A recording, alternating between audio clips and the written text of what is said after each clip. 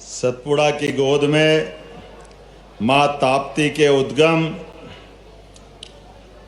और माता रेणुका, माता अंबा माई, बोले अंबा माई की, माता रेणुका की। हम सबका सौभाग्य है, सावन का महीना क्या चल रहा, सुबह से लेके रात तक दे राखी दे राखी दे राखी, चारों तरफ आप सबको प्रणाम करता हूं, आपका आशीर्वाद चाहता हूं। सावन का महीना और बहनों का आशीर्वाद जिसको मिल जाए उसको इस जन्म में और कुछ नहीं चाहिए, सब आपके आशीर्वाद में मिल जाता, आपकी खुशी में मिल जाता। मंच पर विराजमान यशस्वी केंद्रीय मंत्री श्रीमान डीडी उइके जी, संभागीय संगठन मंत्री, संभाग प्रभारी श्री पंकज जोशी जी, माननीय विधायक भैंसदेई महेंद्र सिंह चौहान जी, माननीय विधायक हेमंत खंडेलवाल जी, माननीय विधायक डॉक्टर योगेश पनागरे जी, माननीय विधायक मुल्ताई चंद्रशेखर देशमुख जी, सुजीत जैन जी, आदित्य बबला शुक्ला जी, जिला पंचायत अध्यक्ष श्री राजा पवार जी, जिला पंचायत उपाध्यक्ष हर्षराव ध्रुवे जी, नगर परिषद अध्यक्ष मनीष सोलंकी जी, जनपद अध्यक्ष भैंसदेई दुर्गाचरण ठाकुर जी, पूर्व नगर अध्यक्ष अनिल सिंह ठाकुर जी, पूरा मंच, बहुत सारे नाम है, सबके लिए अभिनंदन करता हूं। जोरदार ताली बजा करके सबका एक साथ अभिनंदन कर दो। क्या उमड़ा है भीड़ का समूह और बहनों का क्या सैलाब है। जैसे हेलीकॉप्टर उतरा तब से ऐसा लग रहा कि छतों पे लोग इतने हैं, ऐसा नहीं छत बिड़ जाए।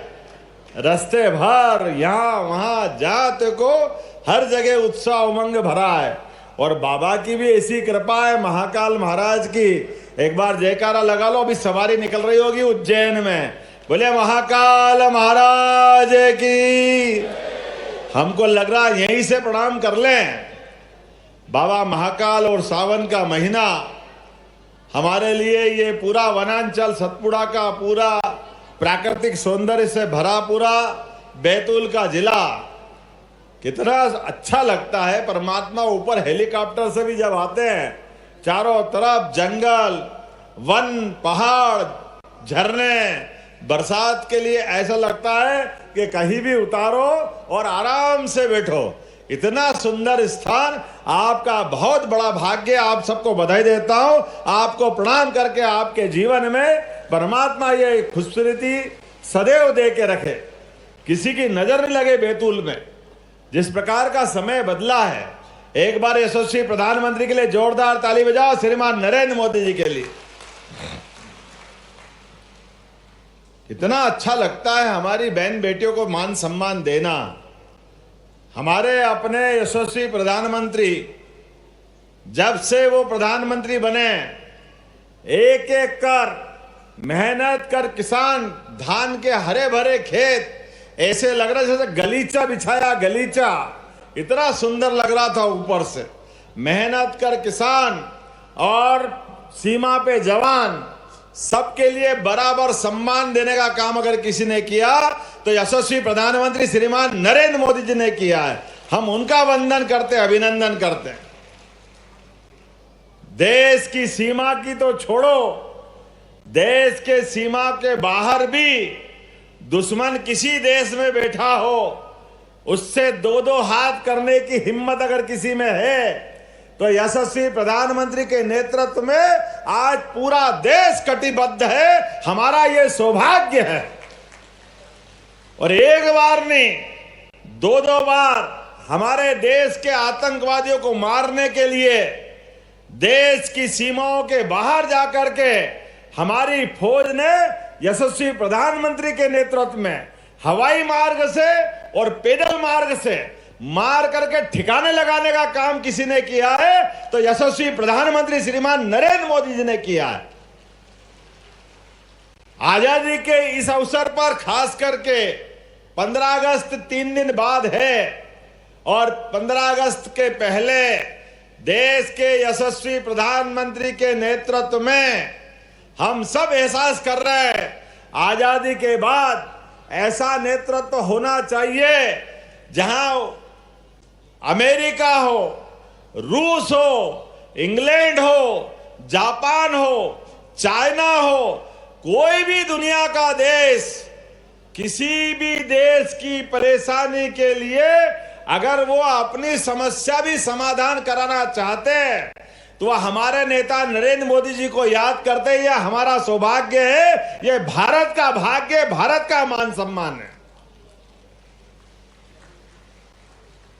देश के प्रधानमंत्री हो तो ऐसे हो जिनके मन में अपने देशवासियों की आगे बढ़ाने की तो इच्छा है ही, लेकिन दुनिया के अंदर भारत का मान बढ़ाने के लिए, सम्मान बढ़ाने के लिए कदम कदम पर एक के बाद एक लगातार आप देखिए, रूस यूक्रेन युद्ध में अभी किसी भी देश की अगर एक तरफ उनने लाइन पकड़ ली तो दूसरी तरफ जाने की हिम्मत नहीं। जो रूस में गया वो यूक्रेन नहीं जाता, जो यूक्रेन की बात करता वो रूस की तरफ देखता नहीं। एकमात्र नेता है जो 20,000 बच्चों को दोनों देश से बचा के लाया, वो उनका नाम नरेंद्र मोदी है, जिनको दोनों देश मानते हैं। हमारे बच्चे कहीं फंसे हों और उनकी जान की लाले पड़े हों, ऐसे में हम सब देश के नेता से अपेक्षा करते हैं। और मुझे इस बात की प्रसन्नता है, यशस्वी प्रधानमंत्री हमेशा देशवासियों की अपेक्षा पे खरे उतरते हैं और यही तो कारण है।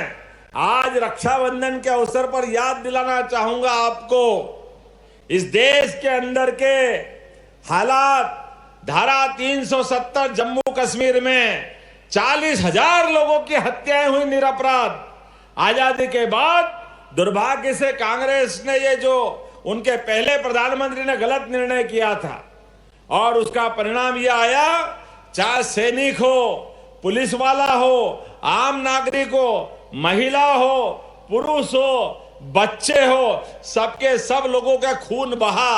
लेकिन दुर्भाग्य से कांग्रेस और उनके लोगों की परवाह नहीं रही। एकमात्र नेता नरेंद्र मोदी, मैं ये बात इसलिए कह रहा हूं कि 15 अगस्त का 78वां हमारा अपना स्वतंत्रता दिवस मना रहे हैं, तो देश की आजादी के समय की परिस्थिति को भी याद करना पड़ेगा। और हम ये भी याद करेंगे, यही नेता है जिनने अपने बलबूते पर डंके की चोट 370 को उठा के बाहर फेंक दिया और देश को इस झंझट से बाहर किया है। पूरा कश्मीर आज एक अलग दौर में पहुंचा है, विकास की धारा में शामिल हुआ है। यह हमारा सौभाग्य। और एक अकेला कश्मीर नहीं, अयोध्या में भगवान राम भी मुस्कुरा रहे हैं, तो उसका बड़ा कारण हमारी सरकार और सुप्रीम कोर्ट। जोरदार अभिनंदन करो, जय जय श्री राम। वनवासियों के बीच में, आदिवासियों के बीच में अगर कोई देवता पुजाते, वो एक ही देवता भगवान राम। कोई प्रतिमा रखी हो और प्रतिमा पे कपड़ा ढांक दे, पहचान में नहीं आने दे, लेकिन पास में केवल तीर और धनुष रख दे, तो अपने आप कोई भी बता देगा कि ये भगवान राम की प्रतिमा है और किसी से पूछने की जरूरत नहीं। ऐसे हमारे वनवासियों के बीच, आदिवासियों के बीच पूजे जाने वाले भगवान राम, उनका मंदिर बनाने का भी झंझट निपटाने का काम सुप्रीम कोर्ट की मदद से अगर किसी ने किया है तो यशस्वी प्रधानमंत्री श्रीमान नरेंद्र मोदी जी ने किया है। हमें इस बात का गर्व है। और अब तो यह समय कैसा अच्छा आया है, बहनों के सामने मैं कह रहा हूं, आजादी के बाद पहली बार ऐसा होगा कि हमारी लोकसभा, हमारी विधानसभा, इनके अंदर भी 33% आरक्षण महिलाओं का, बहनों का देने का अगर निर्णय किसी ने किया है तो यशस्वी प्रधानमंत्री श्रीमान नरेंद्र मोदी जी ने किया है। मैं आपको इसकी बधाई देना चाहता हूं। आने वाले लोकसभा, विधानसभा, भाई लोगों आप थोड़ी विचार कर लेना, आपकी जगह जाएगी और बहनों की जगह आएगी, धूमधाम से राखी मनेगी, ये एहसास कराने का काम किसी ने किया है। 33% आरक्षण आजादी के बाद पहली बार देने की हिम्मत दिखाई तो 56 इंच के सीने वाले यशस्वी प्रधानमंत्री नरेंद्र मोदी जी ने दिखाई। हमें इस बात का आनंद है। अरे इस देश में सदैव से माता बहनों के लिए क्या सम्मान है बताने की जरूरत नहीं। बुद्धि की देवी माता सरस्वती, धन की अच्छा आपकी इच्छा हो, आकांक्षा हो तो लक्ष्मी माता की पूजा करना पड़ता। और कोई भी युद्ध में जीतने जाना हो, किसी भी कष्ट से बाहर आना हो तो सबकी इच्छा की पूर्ति करने वाली आद्य शक्ति दुर्गा, जो सबके लिए सदैव पराक्रम पुरुषार्थ का आशीर्वाद देती है। एक बार मां जगदंबा को याद कर लो तो विजय ही विजय, चारों तरफ विजय, ये हमारी संस्कृति है। दुनिया में एकमात्र देश भारत है जो माता और बहनों के लिए इतना सम्मान के साथ देखता है, और कोई देश ऐसा नहीं। अरे तो हमारे तो देवी देवताओं को भी याद करो तो सीताराम, पहले हमारी सीता माता याद आएगी, बाद में भगवान राम याद आएंगे। राधा कृष्ण, पहले राधा जी याद आएगी, फिर भगवान कृष्ण आएंगे। इतनी उदात्त सनातन संस्कृति के लिए अभिनंदन करते हैं हम सब, एक दूसरे का स्वागत करते हैं। इसलिए हमारे तीज त्योहार, हमारे पर्व कदम कदम पे हमको अपनी जड़ों की तरफ बुलाते हैं। हमारी जड़ें भी इतनी गहरी है कि दुनिया के कई देश, बड़े बड़े महाशक्तिशाली देश आए और गए। इसलिए इकबाल ने कहा है, कुछ बात है कि हस्ती मिटती नहीं हमारी। यूनान, मिस्र, रोम बहुत बड़े बड़े देश थे, लेकिन इस आंधी में उनके पते ही नहीं चले वो कहां गए। इन सारी झंझटों में 1000 साल की गुलामी के बाद भी अगर कोई देश अपने स्थान पे खड़ा होकर के दुनिया के सामने अपनी पहचान बनाता है, उस देश का नाम है भारत वर्ष। बोलो भारत माता की। अपनी मातृ संस्था से हमारा संबंध क्या जुड़ता है ये अपने आप बता देता है। सारे दुनिया के 200 से ज्यादा देश वो सब पुरुष प्रधान संस्कृति को मानते हैं। कोई अमेरिका को माता नहीं कहता, इंग्लैंड को माता नहीं कहता। एकमात्र देश भारत है जो कहता है भारत माता की। मातृ सत्ता की जो अधीनता मानता है, माता बहनों की जो इज्जत करना जानता है। और तो और हम तो पृथ्वी पे भी 9 ग्रह में सारे ग्रहों के अंदर एकमात्र पृथ्वी है जिनको वसुंधरा के माता के बुलाते हैं। ये सम्मान देने की हमारी संस्कृति है, यह हमारी पद्धति है। इसलिए सनातन संस्कृति में अगर सो करके नींद के उठने के बाद व्यक्ति अपने पलंग से उतरने के बाद पैर भी रखता है तो पहले पृथ्वी माँ को प्रणाम करता है, नमस्कार करता है, उसके बाद वो अपने चरण धरता है। हमारे लिए सौभाग्य की बात है, ये वसुधा हमको लेके चलती है। और इसकी संस्कृति में ये त्योहार 12 महीनों में भी सबसे भारी महीना कौन? सावन का महीना। जैसे ही उमड़ते घुमड़ते बादल आए और बादल में बरसात झमाझम बरसे तो बहनों की आंखों की चमक बढ़ जाती है। धीरे धीरे सावन आ रहा है, सावन आ रहा है। अपने भाई की याद आती है, मायके की याद आती है। और बहनों का तो ये सौभाग्य है, वो ससुराल में भी पूरे आनंद के साथ पूरे परिवार को लेके चलती है और भाई के माध्यम से मायके में भी सबकी भलाई की कामना करती है। ऐसी बहनों को प्रणाम करता हूं, आपका आशीर्वाद सदैव बना रहे। हमारे ऋषि मुनियों ने भी सारे व्रत त्योहार की परंपरा बनाई है। और व्रत त्योहार भी कैसे? अगर पर्व की बात करो तो एकादशी पर्व, जन्माष्टमी पर्व, रामनवमी पर्व, पर्व मतलब उपवास, कुछ खाना नहीं है। नवरात्रि पर्व, खाना नहीं है। लेकिन जैसे त्योहार की बात करो, होली त्योहार खूब खाओ, दिवाली त्योहार खूब खाओ, और रक्षाबंधन सारे त्योहारों का राजा, दिन भर मिठाई खाओ खिलाओ, ये रक्षाबंधन का आनंद है। इसलिए बहनों के साथ बंधने वाले दो धागे, दुनिया में कई लोग आज तक नहीं समझ पाते हैं कि ये दो धागे का क्या महत्व है, रक्षा सूत्र का क्या महत्व है। भाई और बहन के लिए जीवन भर का संबंध बनाने का कोई सूत्र है, उसका नाम है रक्षा सूत्र। उसको राखी करके बुलाते हैं, और हम तो और आनंद में डूबते हैं। अकाल के प्रवाह में जब हमारे पे हमले हुए तो हम अपने घरों में सिमटते गए, छोटे छोटे स्थान पर त्योहार पर्व मनाने लगे। लेकिन जब देश में यशस्वी प्रधानमंत्री की सरकार है, यहां मध्य प्रदेश में आपके भाई की सरकार है, तो चौड़े चौगान ये त्योहार मनना चाहिए कि नहीं मनना चाहिए? आनंद के साथ मनना चाहिए। 19 तारीख को राखी है, होगी 19 को राखी है।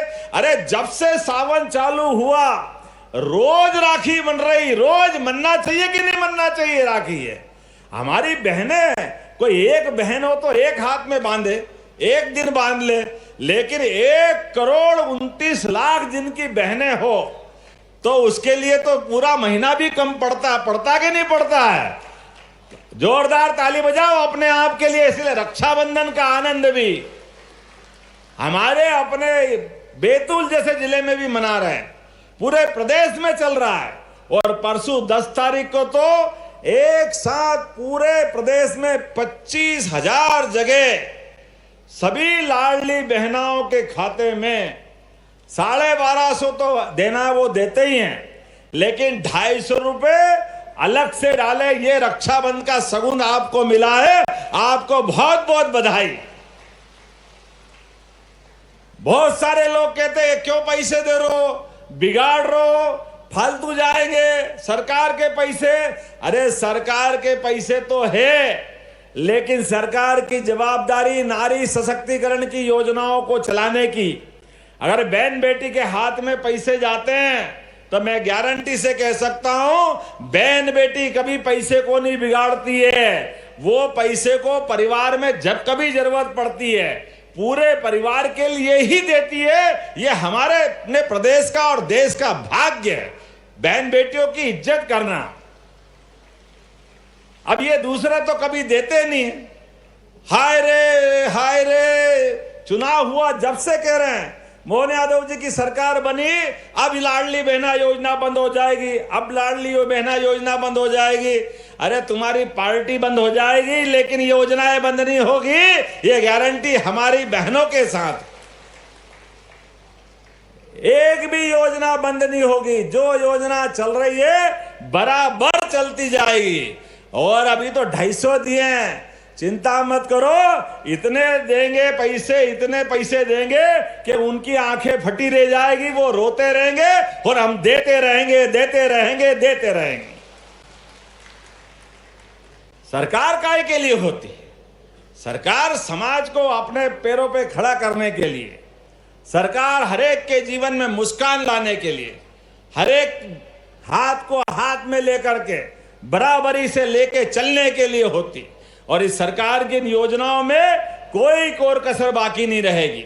आज तो रक्षाबंधन के अवसर पे आया हूं, 3 दिन बाद तिरंगे अभियान का लगातार सूत्रपात हो रहा है। घर घर तिरंगा। आजादी की इस लड़ाई में जिन्ने जिन्ना अपना बलिदान दिया है, यहां पे भी मुझे बताया गया राम भाऊ कोरकू और कई सारे नाम बताए कोरकू समाज के हमारे लोगों ने जिनने आजादी की लड़ाई लड़ी। जोरदार तालियां बजाओ उनके लिए भी। आजादी का संघर्ष चला, कोई हमारे भाई बहन पीछे नहीं रहे। ऐसे में उनको स्मरण करने के लिए घर घर तिरंगा लगना चाहिए। बोलो लगना चाहिए कि नहीं लगना चाहिए? आप अपने सबके घर पे तिरंगा लगाओ। सरकारी तो लगेगा जो लगेगा, लेकिन हर स्थान पर आनंद से मनना चाहिए। हमारी सरकार ने भी हर जिले में पुलिस बैंड दिया है, यहां भी आया होगा, आया कि नहीं आया? और यहाँ एक बार नहीं 55 जिले में स्थायी रूप से पुलिस बैंड दिया है। अरे धूमधाम से आनंद से मनना चाहिए, स्वतंत्रता दिवस मनना चाहिए कि नहीं मनना चाहिए? ये हमारी सरकार ने निर्णय किया। इसलिए 15 अगस्त, 26 जनवरी और उसके बाद में भी जब सरकारी कार्यक्रमों कलेक्टर साहब अपना शासकीय बैंड लाओ, सबके साथ जनगण मन करेंगे। अरे अपने देश की आजादी की जय जयकार हम नहीं करेंगे तो कौन करेगा? ये आनंद मनना चाहिए। ये स्थायी रूप से हम प्रबंधन कर रहे हैं।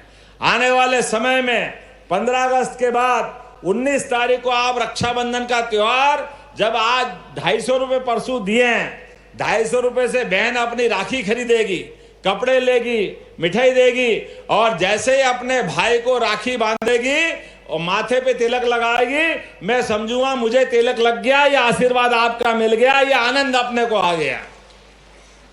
और केवल रक्षाबंधन ने, रक्षाबंधन के तुरंत बाद कृष्ण कन्हैया का जन्मदिन आ रहा है।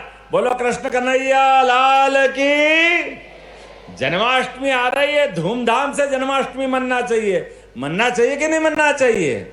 जब रामनवमी का मजा आया तो राम के बाद कृष्ण का आनंद आना ही चाहिए। लोग कहते हैं आप धर्म की क्यों बात करते हो? अरे भैया तुमको समझ में नहीं आए तो हम क्या करें? आप धर्म की बात नहीं करते तो अधर्म की बात करेंगे क्या? आप तो कभी करते नहीं हो, आपके दिमाग में तो क्या है मालूम नहीं है। अरे बंगाल के अंदर हिंदू समाज के लोगों के ऊपर आक्रमण हो रहा है और उस आक्रमण पे एक भी कांग्रेस और उनके साथ वाले दल ने, किसी ने चिंता व्यक्त नहीं की।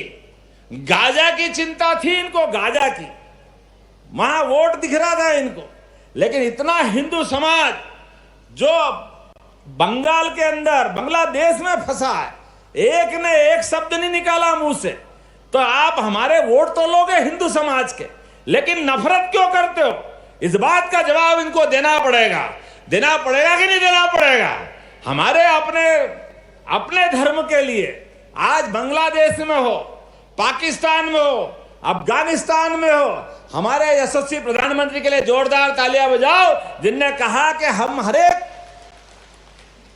भरतवंशी की चिंता करेंगे, वो कहीं भी है और किसी कारण से अफगानिस्तान, पाकिस्तान, बांग्लादेश, जहां से भी अगर उनको लगता है कि वो भारत में आना चाहते हैं तो भारत उनकी नागरिकता देगा। ये उनका घर है। हिंदुओं को हिंदुस्तान में जगह नहीं मिलेगी तो कहां मिलेगी? जोरदार अभिनंदन करो हमारी सरकार के इस निर्णय का। माननीय मोदी जी का निर्णय करें। हम सब इस बात के लिए उनको धन्यवाद देते हैं। हमारे अपने देवी देवता की पूजा करते करते अगर हम अपने धर्म पे गर्व करते, हम सनातन संस्कृति के साथ जुड़ना चाहते हैं, तो हम की अपराध थोड़ी कर रहे हैं।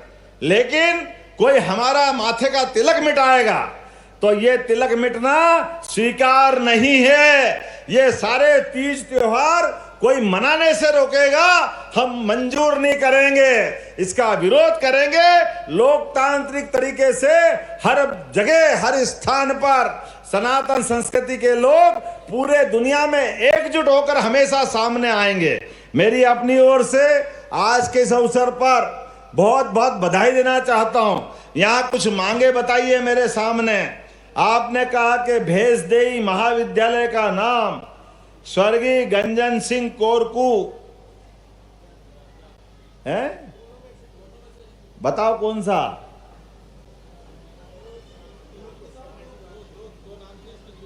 आप बताओ, जिसको कर देता हूं यार, आप बोलो तो सही। एक और खोलेंगे उसका कर देंगे, एक आज कर देता हूं। तो आज गंजन सिंह कोरकू के नाम पर भेषदेई महाविद्यालय का नामकरण किया जाता है। आजादी के इस अवसर पर और स्वर्गीय रामभाऊ कोरकू के लिए हमारे अपने डैम, कौन सा डैम है? मेडा डैम का नाम रामभाऊ कोरकू पे नाम पर किया जाता है। अरे अपने क्रांतिकारियों को नहीं याद करेंगे तो किसको याद करेंगे? हमारे अपने सेनानी, स्वतंत्रता सेनानी जिनने अपना बलिदान दिया, तो इनको स्मरण नहीं करेंगे? जरूर करेंगे। आज के इस अवसर पर मैं अपने साथ एक और विषय की घोषणा कर रहा हूं। यहां बताया गया कि आदिवासी संस्कृति अध्ययन केंद्र का संग्रहालय बनाना है। इस संग्रहालय को बनाने की, खोलने की घोषणा भी भेषदेई के इसी मंच से करता हूं। हमारी संस्कृति को जानना, इससे अच्छी क्या बात होगी? मेरी अपनी ओर से एक और बात, आपने कहा कि 100 बेड का सिविल अस्पताल भीमापुर और भैंसदेही में है, भीमपुर में खोलना है। तो आप एक जगह बताओ, दो मत दो, एक ही दो। तो जहां आप कहोगे वहां 100 बेड का नया हॉस्पिटल खोलने की घोषणा करता हूं। अरे बैतूल वालों से प्रेम ही ऐसा है, जो आप मांगोगे सब मिलेगा। बैतूल वालों के लिए जान भी हाजिर है। बहुत बहुत धन्यवाद। भारत माता की जय।